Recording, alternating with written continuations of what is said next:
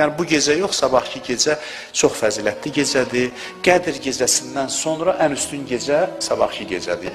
Çox fəzilətlidir. Müqəddəratın təyin olunmasında Qədr gecəsindən əlavə bu gecənin də önəmi var. Hətta deyirlər ziyarətlər də bu gecə yazılır. Ziyarət arzusunda olanlar o gecədə dua eləsinlər, ziyarət. Başqa nə hacətləri var, dua eləsinlər. Şabaniyə münacatını oxumaq yaxşıdır. İmam Zamanın öz ziyarəti var.